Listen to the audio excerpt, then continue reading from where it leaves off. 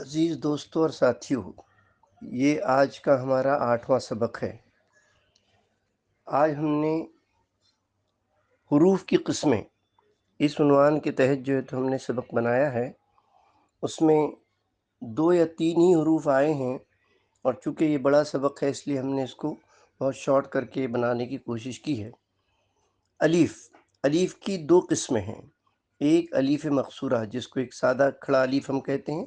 الف کھڑا ہی ہوتا ہے لیکن ایک الف، سادہ الف دوسرا الف ممدودہ یعنی یہ دو الف کو ملا کر کے بنتا ہے۔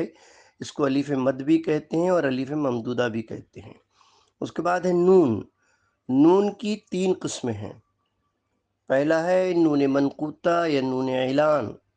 اس کو بالکل اعلان کے ساتھ پڑھا جاتا ہے، اور یہ لفظ میں کہیں بھی آ سکتا ہے، شروع میں بھی آ سکتا ہے، درمیان میں بھی آ سکتا ہے، آخر میں بھی آ سکتا ہے۔ اس کی وضاحتیں ہم اگلے اسباق میں یا اگلے لیسنس میں ہم دیکھیں گے انشاءاللہ۔ اس کے بعد دوسرا نون ہے نون وسطیٰ یا درمیانی نون۔ اب جیسا کہ اس کا نام ہے نون وسطیٰ یعنی درمیانی نون ہے، یہ نون ہمیشہ درمیان میں ہی آتا ہے۔ اس کی شکل نون منقوطہ کی طرح ہے۔ اس کی آواز کہیں کہیں نون اور میم کے درمیان کی نکلتی ہے، اور کہیں صرف میم کی آواز نکلتی ہے۔ اس کو ہم نون وسطیٰ اس لیے کہتے ہیں کہ درمیان میں آتا ہے۔ یہ نون شروع میں کبھی نہیں آئے گا، آخر میں کبھی نہیں آئے گا۔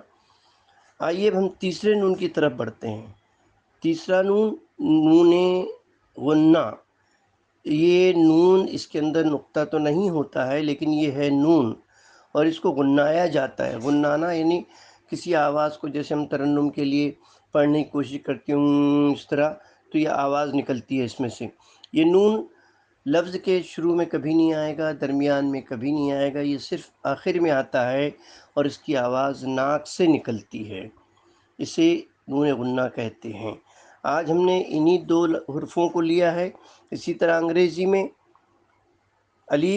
الف مقصورہ، الف ممدودہ، اور نون کی 3 قسمیں، نون منقوطہ یا نون اعلان، اور نون وسطیٰ یا درمیانی نون، اور اس کے بعد تیسرا نون جو ہے تو نون غنہ۔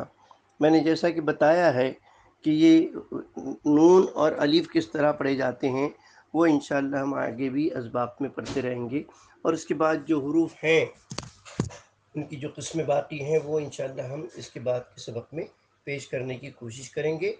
آپ سے درخواست ہے کہ آپ خود بھی اس پر محنت کیجئے، غور کیجئے اس پر، اور 1-2 مرتبہ لکھنے کی کوشش کیجئے۔